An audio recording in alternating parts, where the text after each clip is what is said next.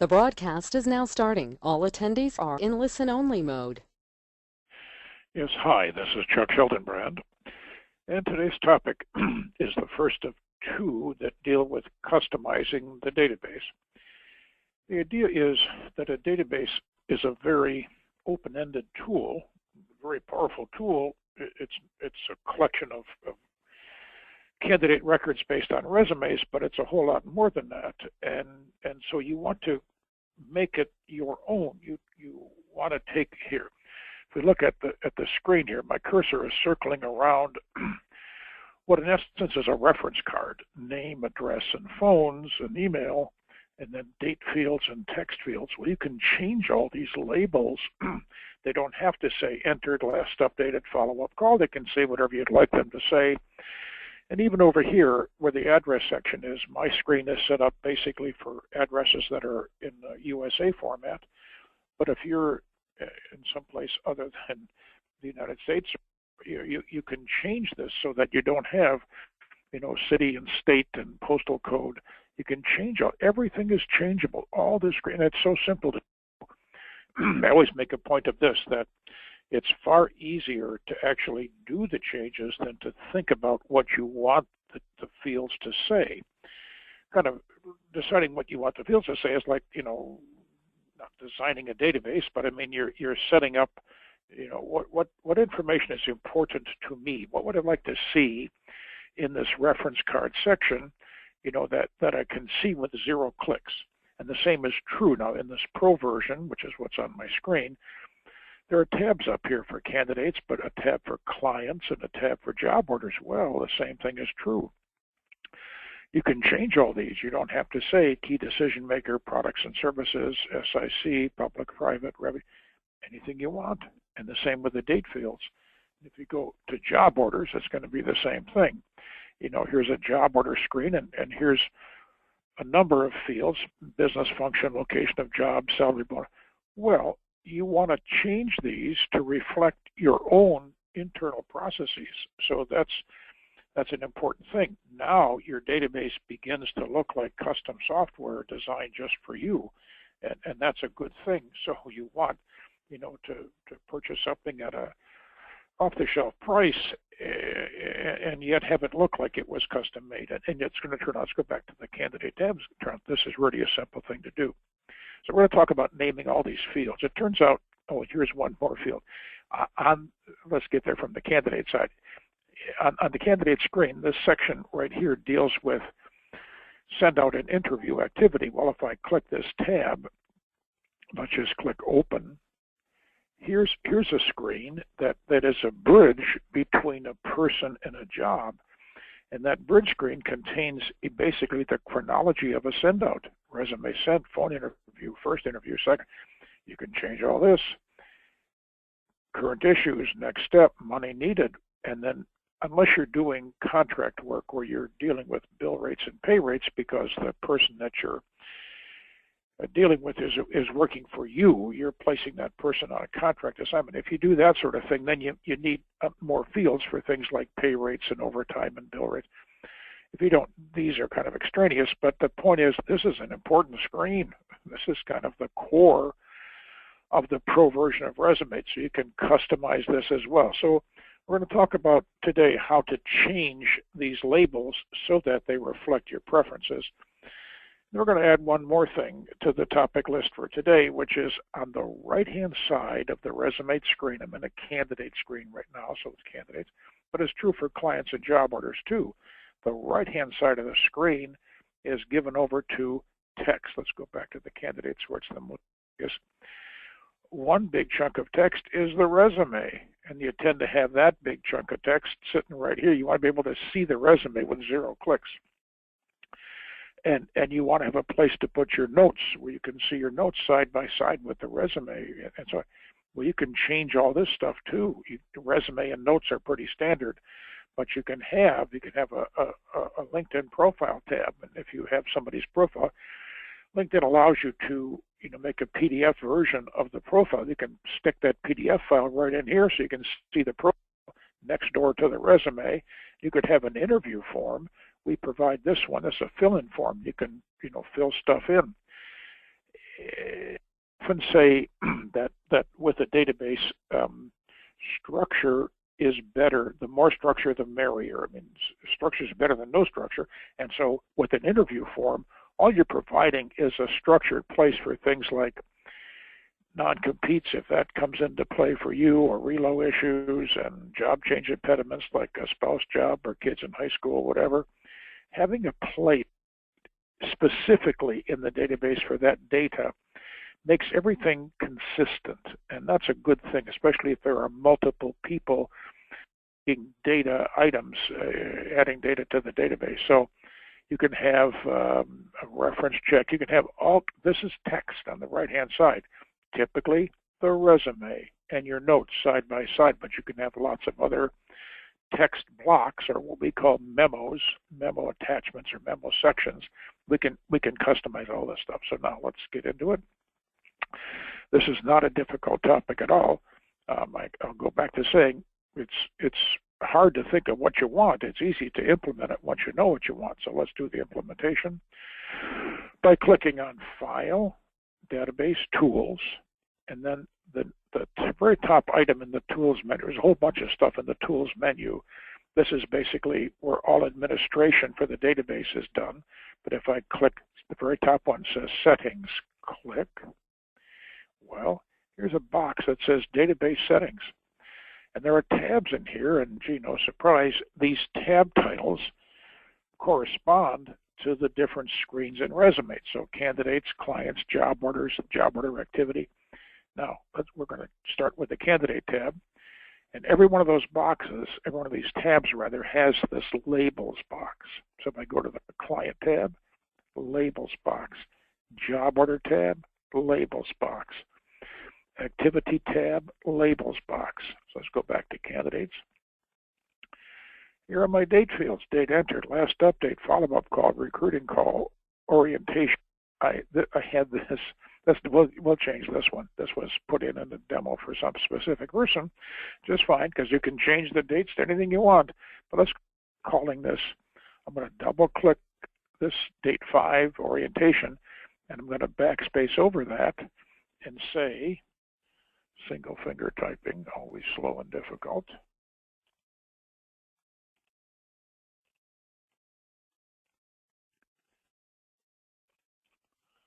Marketing call.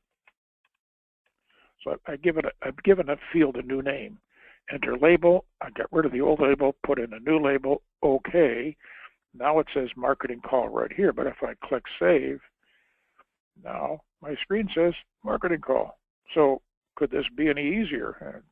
Again, I mean, you couldn't do this any simpler. So File Database Tool Settings, go into the labels box, double click anything, get rid of it, replace it with something else. Whatever you replace it with is going to be the label on the fields. And of course, you need to point out that anything you do in File Database Tools, and here in the Settings tab, is going to apply to all participants in a network version. So if you have 2, 3, 4, 5, 10 people, whatever, all sharing a database file, well, when you name the labels here, they're named for everybody. You can only have one set of labels. You can't have different. You could have different files, by the way. If you had, let's say, just to kind of be specific, if you had a file, a database file for perm candidates and a database file for temp candidates, that sort of thing, and there was not crossover. People were either one or the other.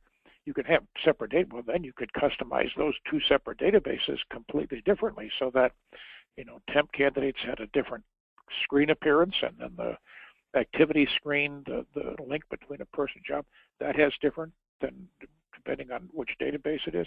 So whatever you do in this labels box is going to affect every user of the same database file. So simple stuff, double click, change the label, boom, you're done. So the changing the labels on the screens, and that applies, here's that job order activity screen. So here's where it says resume sent, phone, first interview, second interview, money needed, next. Here's you change all that stuff. Just double click anything, and if you double click it, backspace over it, change it, you're done. So Now let's go back to the candidate tab. I want to deal a little bit with this left-hand side of the screen because the labels box is where you change, the labels that you see on the screens, and boy, that's going to make your database look customized, to say the least. But on the right-hand side, left-hand side, there's some more stuff here that's kind of, just good housekeeping stuff that you want to pay attention to and know how this works. Let's even start with, you can even change this left, the top one says window name. Right now my window name says candidates. Well, if I wanted to, backspace over that and type the word people and say save, now my window label changed to people. So I can change everything. So let's go back to File Database Tools. We'll leave that alone, actually. And Settings. So I can change the window name. Checkbox says hide records marked contact only. What's that for? Well, it's a simple little thing, and by default that's checked, that's turned on. If I bail out of here for a second and go to my Clients tab, and here's my client record for my little fake Boeing Corporation, contact two people here, Arthur Anderson and Wilbur Wright. If I double click one of my contact people, in fact, that's one reason I call this people, because RESUMate already has just one screen for people, one screen for human beings, whether that human being is a hiring manager or a candidate. Why would you do that? Well, you do that for a bunch of reasons, not least here, because this little checkbox says this person is a contact. If you check this box, Wilbur is never going to be commingled with my candidates. If this blue folder tab is candidates, Wilbur is not in that. He's going to be hidden. He's a contact only. And by the way, and then people migrate across that boundary sometimes. Sometimes a contact person becomes a candidate, in which case you can uncheck that box, and then that person will join the candidate pool, so to speak, but they'll still be linked to the company, but they're just not being hidden from the contact tab. So anyway, this person screen for a hiring manager or sales contact, people that you would not normally want to recruit. If you're seeking or starting to fill a new position, you're not going to call your good customers to lure them away to take another job. I mean, that's not such a good idea. So this checkbox. Now let's go back to our file. Let's do one more thing before I go back there. Let's click on the magnifier to do a search. Click little checkbox, which is by default checked, by the way. It says don't include contact records. If you check this box, or I should say if you fail to uncheck it, then when you do a search, only people who are not marked as contact only will show up in the search, so you can prevent your clients from being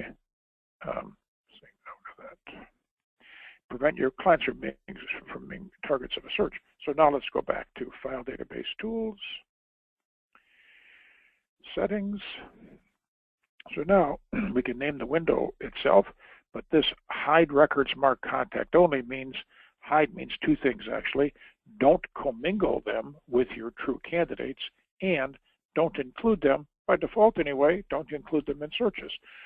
Of course, you can take the check mark off, and of course, even in searching, which we'll talk about next Monday, I think, you can search for just contact people. I mean, the database isn't limiting what you can do. You can search anything, you can label anything, but if you have that checkbox, it's kind of a more spontaneous or more intuitive use of people records that refer to hiring managers, and that's all that's for.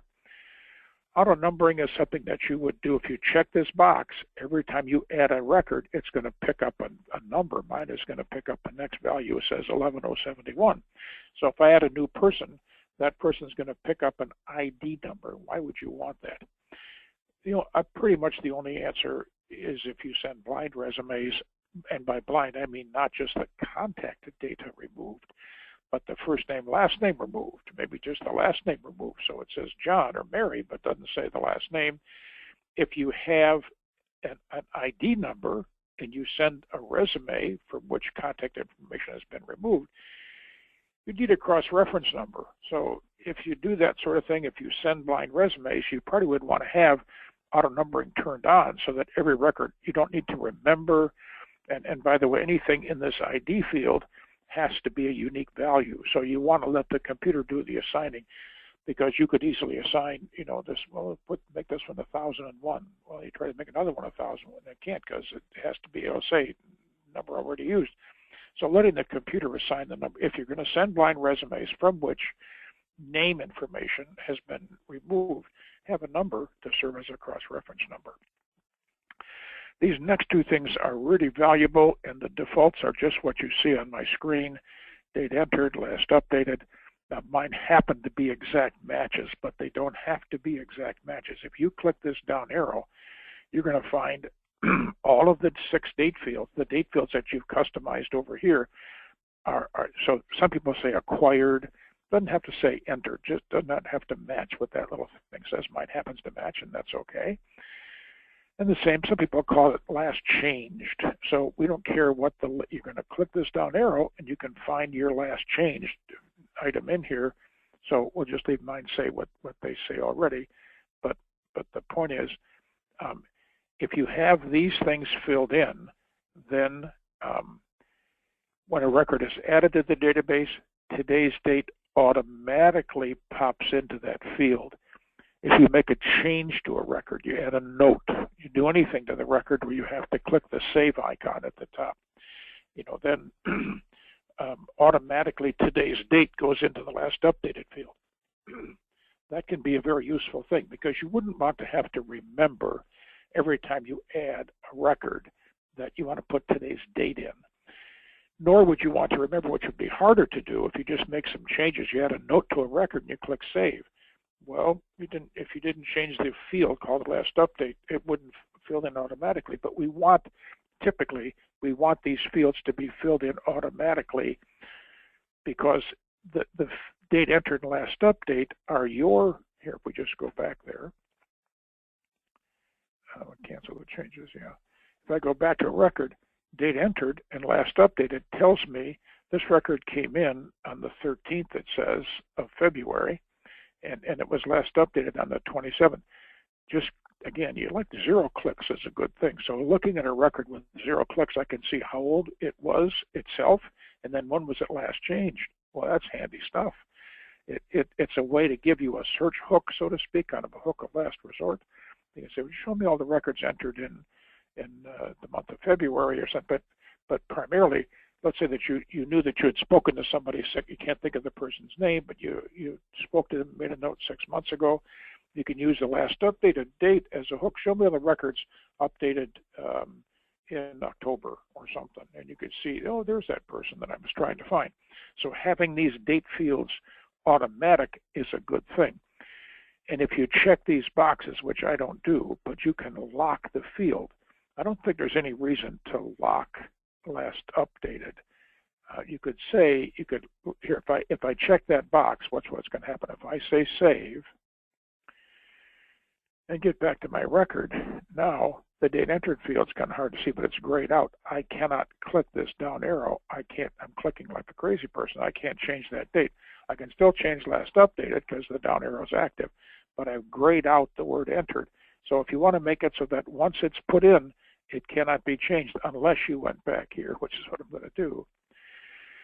File database tool settings. I don't like locks like that, but that's a personal preference. You may find locks useful, and so that's what it's there for. You can make it, by lock we mean you cannot change it from the field itself. So, and then this stuff is kind of standard stuff. The default memo title, when you add a new record through automated data entry, which we're going to do on Wednesday, I guess, that which you add automatically goes to the resume memo, and we're going to automatically auto-classify, which is to say we're going to read that incoming resume and look for matches against my valid table. So anyway, and now this left-hand side, it's kind of the same for clients. Date entered, last updated. Same for job orders, the fields and stuff, and automatic check new records and the job title default. We don't much use this because there's nothing really analogous to a resume. You could take the job, if you had a job description and you use that to create the record, you could have that in there. It's not terribly important. I wanted to get to the job order activity tab though and say probably these settings of none and none would make sense here. I mean, we put it in there for completeness' sake that if you wanted to have a date entered automatically put in when you save it, you gotta pick. You'd have to pick your date fields. Well, if I click these date fields, maybe resume sent would be a proper choice, but only if the trigger event, this is too complicated. I'm going to say leave them as none and none. If you want to sort that out, if you think about it, here's how it works. When you click save, if you add a new record, whether it's a job order activity record or any record, if you add a record, you can automatically plug today's date in. Now, I don't think that makes sense with sendouts. Well, that's its own topic that doesn't come up till next week, but we'll talk about that at the time. In any event, I think, let's go back to people who use the labels box for all the tabs, set the labels up so that every field every screen that you look at has your labels, and without any zero clicks, it reflects the data that you want to see on a record when you land on it. So, for example, I always say cancel the changes. Yes, if you're on a job order screen, what you want to have here, if you're on the phone talking to a candidate, it's good to have selected the information that you would want to have at your fingertips to describe that job. I write ad copy, and with ad copy, you got to get to the point quickly. If you don't get to the point quickly, nobody's going to read. If you talk too much in an ad, it doesn't get used. If you're shortened to the point, you got a lot better results. Kind of the same thing is true of a phone call. If you can get to the meat of the matter quickly, you got a better chance for a successful call. So having zero clicks, here's all the key things about the job. So I can go, kind of a very fast presentation because all the stuff I care about is right here. So you want to you think about, your uses for these records. Same thing would be true on the people side. You'd want to have this data partly for phone utility. If I'm on the phone talking about a candidate to a hiring manager, I'd like to know this stuff without having to scroll over here and try to find that stuff. I might want to know that stuff. So give yourself an opportunity to assemble on a record the things with zero clicks that make that record have the highest utility. But I want to go back ever so briefly. We did people, clients, job orders, activity. There's a tab called General Settings. Click. Here's where you can customize the address component. So if you're not in the USA, you may want to come here and just change the labels for the address block. And you can get rid of, if you check this box, you'll get rid of, there won't be any state or province. It's just a way of cleaning up the address section to deal with non-USA format stuff. And ever so brief, I'll talk about this for 2 seconds here, that says protect record delete. We buried this little choice on this general settings tab. If you check this box, I'll show you what happens. I won't check it. I'll show you what happens if it's not checked, and then you can do the opposite. Cancel changes, say yes. If you want to get rid of a record, it's a very standard thing. It's a database, and sometimes records, either because they're old or because you said, this is just a mistake, I don't want this person, client, or job order. I want to get rid of a record. I get a lot of emails. How do I cancel? How do I delete a record? In the menu across the top, File, Record, Edit, Memo, click Record, Delete. Click. Do you want to delete the record? I don't actually want to delete it. I'm going to say no. So you're given a warning shot here that says, are you sure you want to do this? I'm going to say no, but that's how you delete a record. Well, if in File Database Tools Settings, General tab, you check that box, Protect Record Delete. Then when you click the word record in the menu line, that's missing. That's not even there. And that's because most often the problems that we would hear on this topic is, oh, I mistakenly deleted a record, or a coworker deleted a record. Can I get it back? Yeah, you can by restoring a backup copy, but if it's gone, it's gone. If you click delete, that record is gone.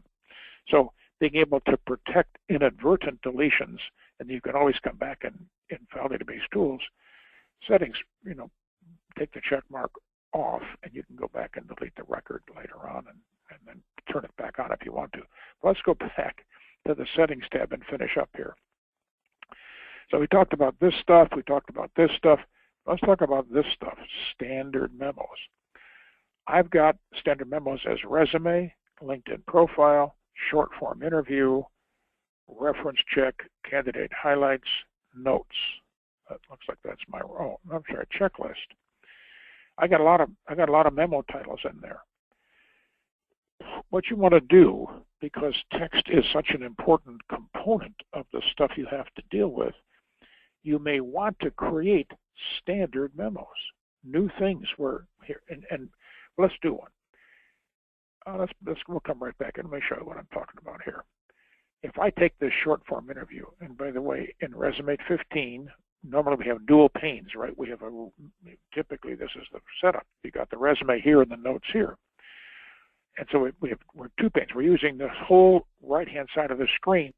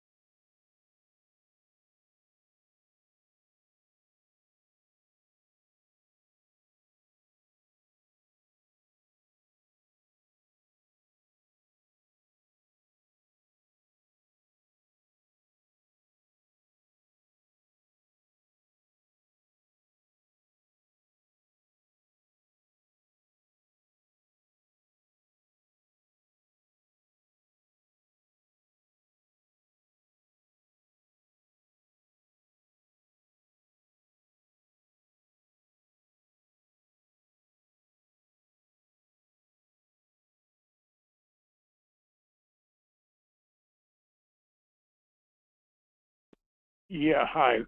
We got audio disconnected. I hope people are still on. I don't know why. I've never had a call drop before, but anyway, the call did drop. So I hope we're back on the air. Let me quickly look at, see if anybody sent me a question. We're close to the end anyway, but I'm sorry about that. I've never seen that before, where we just dropped the call. In any event, what I wanted to do was say that in RESUMate 15, I can click this icon, this rightmost icon, click. Now, my whole right-hand side of the screen is allocated to one memo. So for an interview form, that makes more sense because this interview is a form, this is called a template, by the way. All this is a preset grid or preset list of questions or preset anything. If I go to the reference check, it's just a preset list of questions about you to ask about a reference and so on. And here's a checklist for creating a new game. You can create templates like this for the memos, even though most often it's the resume. Let's go back. We'll click this icon again and go back to dual pane view. Now we got a few minutes, 1 minute left here. Sorry about the interruption when I lost voice contact. So file database tools settings. This corner in the lower right-hand side says standard memos, resume, LinkedIn profile, short form. These are all the ones that I have, but if I click add, it says enter a title for the new standard memo. So if I say, just so I can delete this later, March 6th, I'm giving it a bizarre title, but I will say okay. When I say okay, it says, would you like to create a template for this new standard memo? Yes, I would. That pops open a full screen text editor, and I could create one just here. I mean, I've got bold, underscore, point size, fonts, and all kind of stuff. But if you already have, which is often the case, a pre-existing Word doc or a pre-existing file, I can say insert file. If I then go to someplace on my, I think it's here, let's see, yeah, resume templates. I've got some preset templates here. Let's grab a template. I'm grabbing a doc, open. Look what happened. That doc has now been slugged in. Insert file allowed me to take it, and if I say save, now on my screen I have, let's see if it's at the end. Where did I put it? Let's go back there and see where I put it. Sorry about this. File Database Tools, Settings.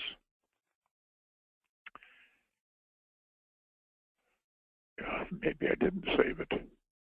What did? Here it is. Let's see what this looks like. Yeah, it's here. So let's take, here's my March 6th. I'm going to move it up, put it right next to the resume, and say save. So now when I'm back on the screen, here's the resume. Here's my long form interview. I made something called March 6th. And when you do that, it's going to plug it into all records, both existing records and then, of course, any new records that you add to the database. And you're not making your file size bigger, by the way. Don't be concerned that if you have 10,000 records and you put a template into 10,000 records, have you added a lot of content to make your file size balloon up? No, you don't. The template, until you start typing in a template and save something, it takes up no space, essentially no space. So use the right-hand side of the screen to finish the customization. You want to place, we provide some of these when you get the program as a new user. Resume is here. I think the short form interview is here. Some of the stuff is not here. If you see things that you want, or you want me to send you stuff, just shoot me an email and I'll send you some other samples. But in any event, you want to customize, I'm way past time now, you want to customize the right-hand side. So labeling things and setting up your standard memos. When you're done with that, you have a very customized database. Now, tomorrow we'll talk about the keyword list, how to customize keywords. But in any event, you know, you can make your database your own. I'm going to quickly look for questions since we had that interruption. Let me see if I can do this.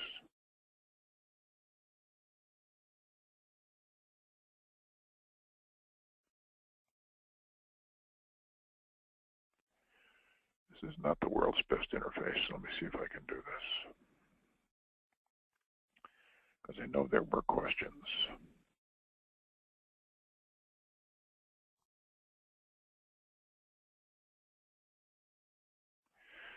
Okay, we'll try it this way.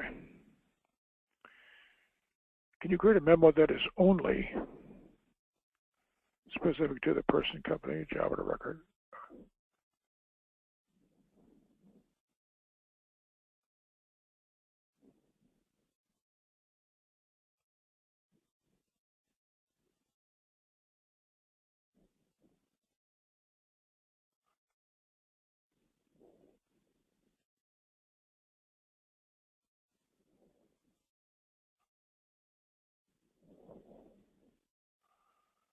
Okay, okay, we're back on the air. This is highly irritating. I'll answer the questions. I'm sorry we're going over time here, but I'll try to answer these questions. If I could see them better in just a second, I can. Here we go. Okay, I can see questions much clearer now. So can you remember that it's only specific to the person, company, or job order? Okay, record. So yes, you can. I mean, if you want to make a memo that's specific to one record, so here's my set for that I have my preset set. But if I want to click this icon, now I can make a new memo, and it will only pertain to the John Q. Adams record. It will not be propagated throughout the database.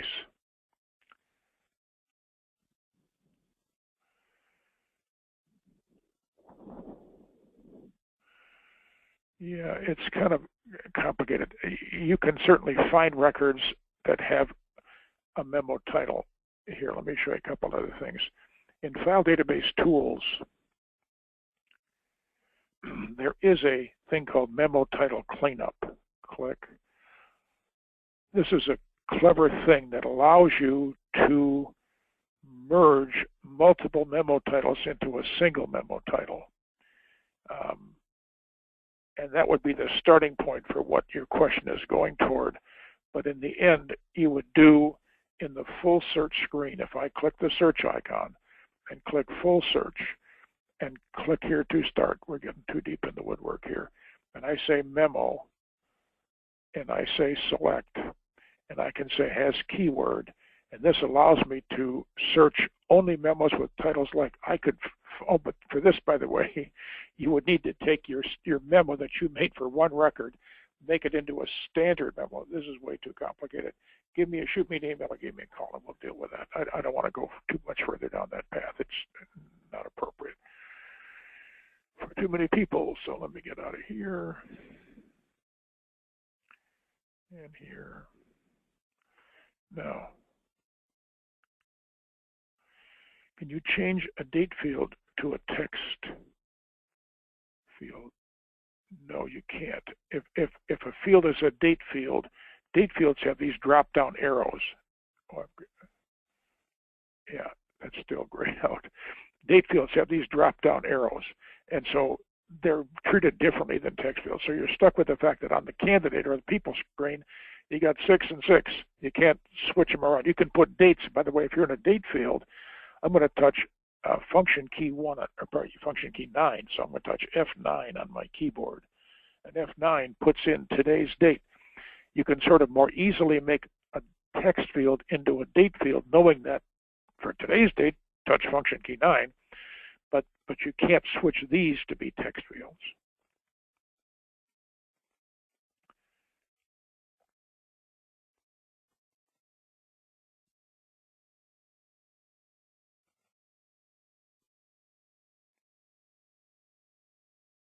Yeah, it says, did interview, you do click the lock field so people can't change it, and that would make sense to me. There can be reasons why you would want to have to lock the date field.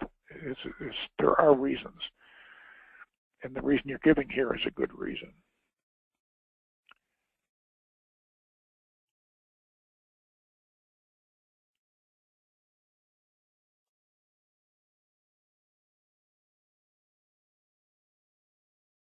Yeah, you can. I'd have to send this to you. We only send it to the actual purchaser, but right now, if I click File Database Tools, right away, whoop, this whole menu appears.